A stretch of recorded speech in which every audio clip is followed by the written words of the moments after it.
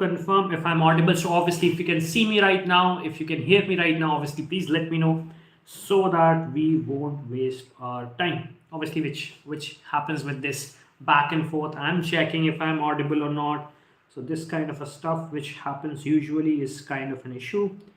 I will just confirm if I'm audible or not. So guys, we have to be very brutal about it. Awesome. I am loud and clear. Put your questions in the comment section. I'll make sure you are getting a proper response to that. Today we are going to discuss I am a fresher. How can I build my resume?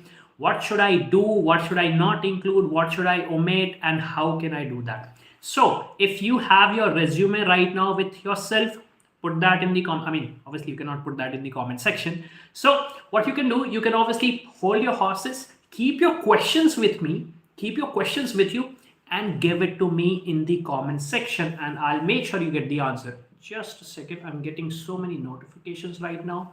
Yeah, obviously, fine. So first of all, let's try to understand in basic detail what is a resume. A resume, obviously, it's a piece of paper. The question is the importance of it. Well, a resume helps you open the door which is closed right now. What do I mean? Usually what happens, in order for company to actually hire a right person, they do one thing, which is they want to talk to only people who are eligible for that role or people who are actually worth it. So if they have an opening, just imagine you're working at Microsoft and you have released a new job that you're looking for a fresher who is capable of writing code in C, C++.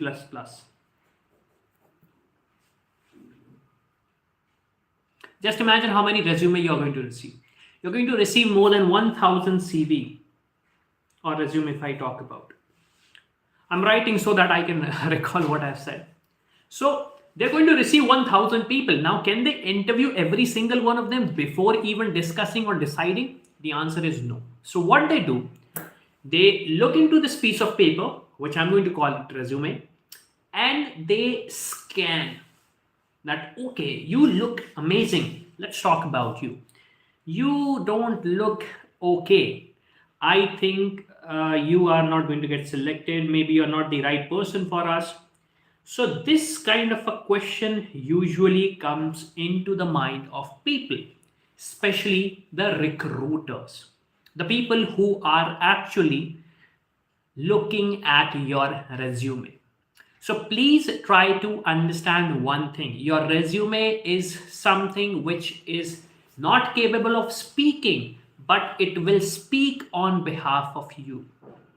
Now, if I want someone to speak on behalf of me, especially when I'm looking for a job, what kind of a profile do you want this person to assume about you? Do you want them to actually know all the negative points of it, or do you want them to know all the positive points of it? Secondly, do you want them to actually just understand you, not able to understand you as a human being and why you're fit for this particular role, just the technical details of it? Big question. It's very confusing. And this is the biggest mistake, especially freshers make, because they have no idea about the industry. They have never discussed with HRs. They have never discussed during their internships. If I talk about, they never got someone to audit their resume, so they struggle. Being very honest. So guys, obviously we are going to discuss in detail how you're going to build a killer resume. But right now, if you're watching me, please share it with your friends so that they can also start watching it, because we are going to have something which is going to be very, very amazing. So let's quickly move forward. So I've discussed what is a resume. A resume is something which is going to make sure that it speaks on behalf of you. First thing in a resume is objective. What is an objective? Objective is a kind of a summary. If I talk about a profile summary, if I talk about a personal summary, about you towards that company. What you should include, you should be including words or maybe sentences which gives a meaning that you're a go-to person, you're a positive person, and you are a go-getter. Don't write something, I want to work in an organization and I want to utilize my all skills to become a learning person. No. Don't copy and paste objective, because your objective cannot be the same objective as of mine. Your objective is going to be different. So please make sure that your objective is a reflection of you. If it is not a reflection of you, that is not a right objective. If you are copying and pasting your objective, that's bad news. Do you feel Chat GPT can write your resume? I'm not sure about it, but I'm pretty much sure that it cannot express you the way you can express yourself. So your objective, first of all, should sound positive. It should tell what kind of a person you are. Positive, like obviously positive. It should show that you are a go-getter. It should show your attitude. And obviously it should show that whatever challenges you are going to face, you are the right person for that. So this is how you are going to write the objective of your resume. After that, do not include your education qualification. I get it, you are from IIT, but nobody cares. Even some IITians do not have a job. I'll repeat, even some IITians do not have a job, because just having IIT in your degree does not mean that you are going to get a job. So, do not include your education right now. Include your work experience. But Avinash, I'm a fresher right now. How do you expect me to, have experiences right now? Well, the answer is quite obvious. If you do not have an internship, that is a big blunder for you. If you do not have an internship, that is a big blunder for you. So please make sure you have your internship with you. If you do not have your internship, that is a big blunder. Many people mention in terms of experience. I attended this particular training where I learned how to write a full stack applications. I'm sorry, that is wrong. That's not how you do that. Because the problem is, training is something different, experience is something different. Nobody is going to hire someone who is great trained. They are going to always hire people who are exceptional and the people who are go-getter. They are learning something. So please make sure after objective, you are mentioning your learnings, your experience. That is why I say, if you're in first year right now, second year right now, do as many as internships you can do. Mention every single internships. I had so many guest interviews in our channel. If you want, you can actually go to our playlist with our guest interview. There are people who are in second year right now and they have certification from Google. They have mentors from Google. So can you imagine the kind of impact it is creating? Can you imagine the kind of impact it is creating for them? So please make sure that you have work experience. If you do not have the work experience, gain it. Avinash, I am not getting any internship right now. Go for freelancing. Go for freelancing. I'm not able to find freelancing. Make portfolio, make application, host them on GitHub. Show that you want to do something. Show that you want to achieve something. Showcase that. If you're not going to showcase that, it is going to be very difficult for you. So if you do not have the work experience, please get an internship. If you're not getting an internship, do freelancing. If you're not getting freelancing, build your portfolio, host it on GitHub. Show your commits, show your consistency, show your commitment to the recruiter. So please make sure that these things are included, your work experience in the chronological order. That means the latest one is going to be at the top. The oldest one is going to be at the bottom. After including your work experience, I wanted to move to the next part, but I realized one thing which I'm missing right now. That is, how do you write your work experience? How do you mention about your work experience? Let's take an example. You're working in an internship, which is 6 months internship, and you are now working in a full stack application. You're working in a full stack application. Now, what happens? You build 3 applications. One is B2B and 2 are B2C. And B2B application has maybe like 1,000 people a day. And B2C application maybe has 10,000 people a day. Now, how are you going to express that? Well, you're going to express that during my tenure in this particular internship, I built 3 applications, which were, one was B2B, two were B2C. My B2B application was more focused towards the businesses to solve their problem. And first of all, to understand their problem, I understood from them. I had a thorough discussion with the client and I tried to understand what kind of a problem they are facing, and then I fixed their issue.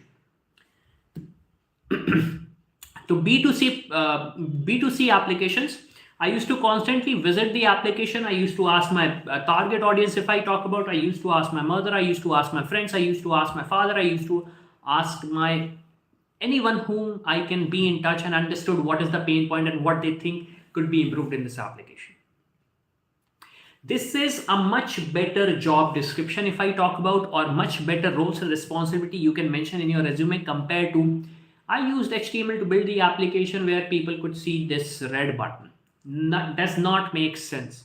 Your application is built because it is supposed to solve a problem. It is supposed to fix a problem. That's the major important thing. So please try to understand. If you're going to write a job description, show that what you have done and how it has impacted the company or the customers.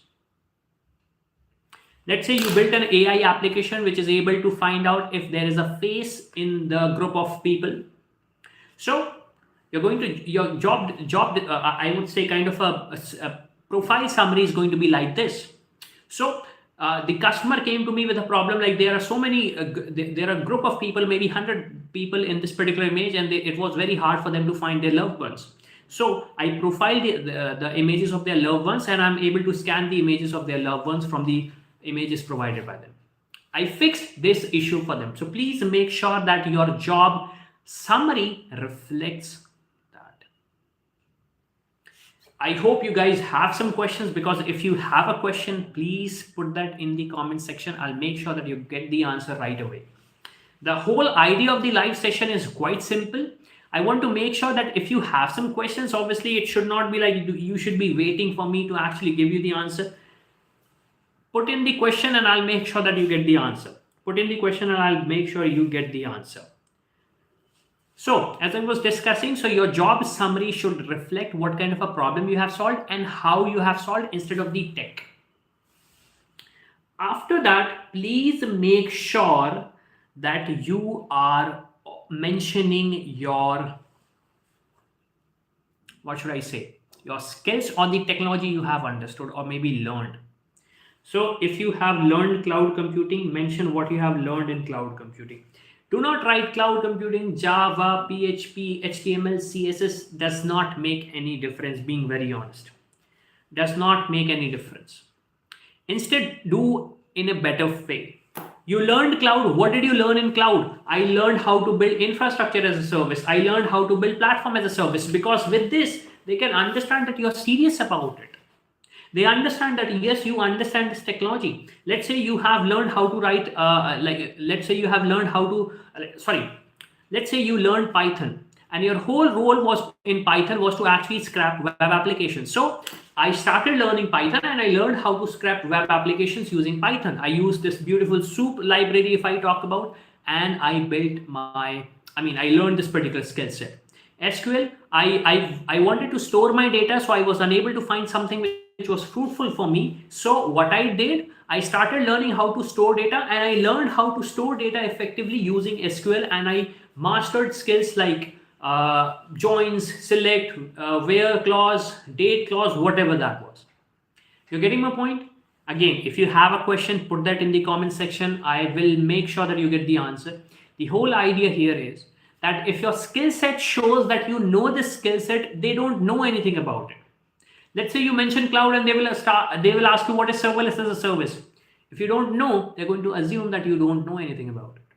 So instead of that, move away from the guessing game. Let them understand what did you learn. In cloud, I learned how to host an application. They will ask you, what did you learn about it? So I created a compute. I hosted my application through that. Amazing. That's how you're going to do that. So first is going to be objective, which we have discussed. Then it is going to be your work experience, which you have discussed. Then the set of technologies which we have discussed, how you're going to list them. Then you can mention about your college, but do not mention thoroughly about your college, because obviously if the name is quite famous, they know, and if the name is not famous, they won't know. So it is not going to make any difference. Am I supposed to mention my marks?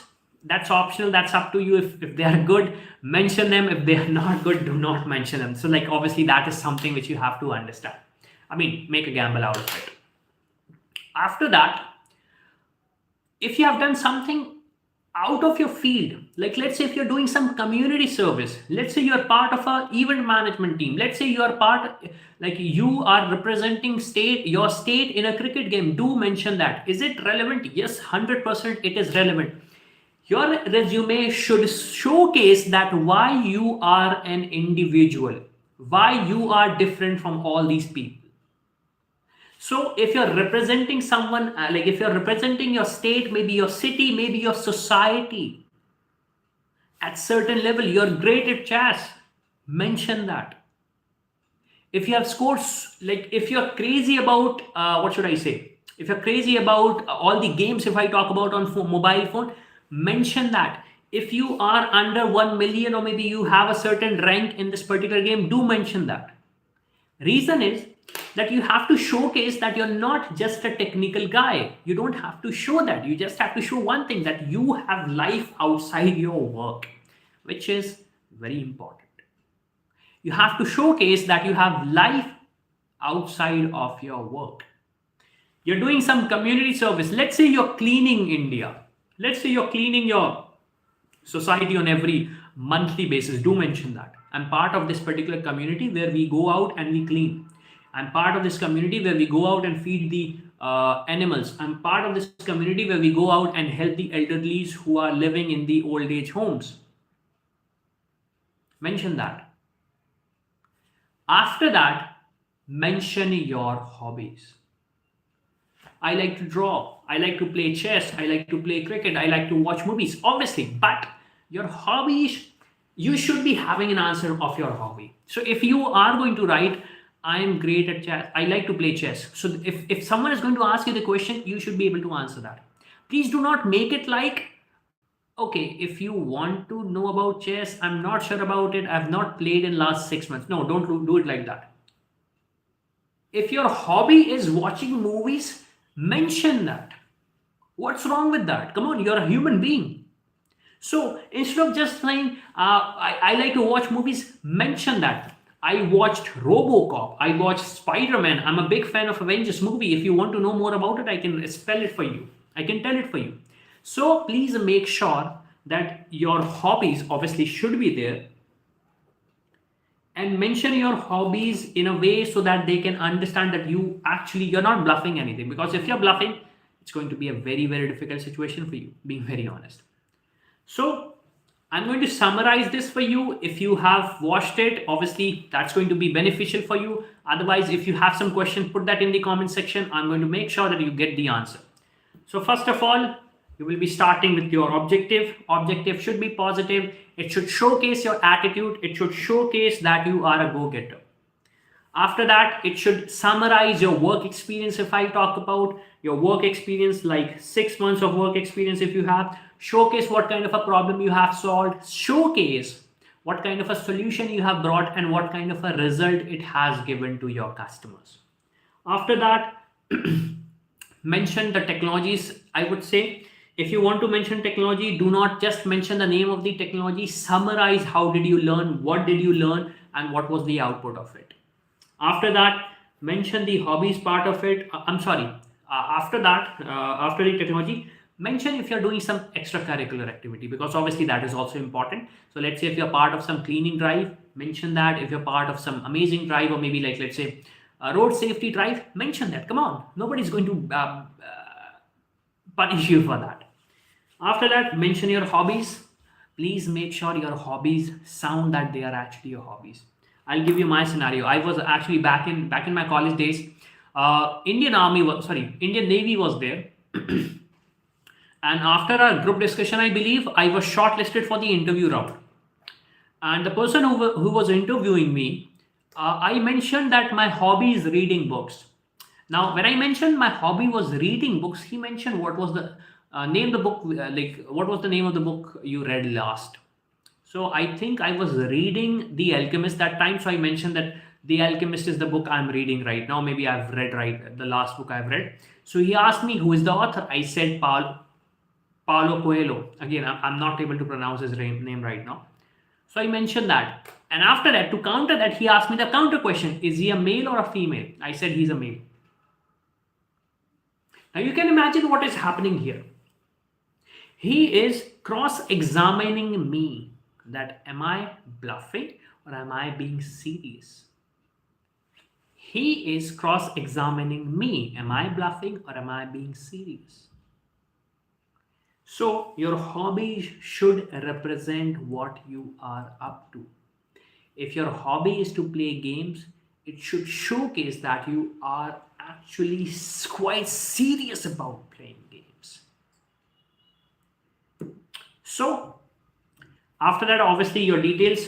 One thing which you should not never be forgetting, please mention at least 2 numbers in your resume, your email address, and whatever email you have in your resume, please make sure that you are opening that email, because majority of the time nobody is going to call you. They're going to simply shoot you an email, and if they don't get a response, there is a good possibility they might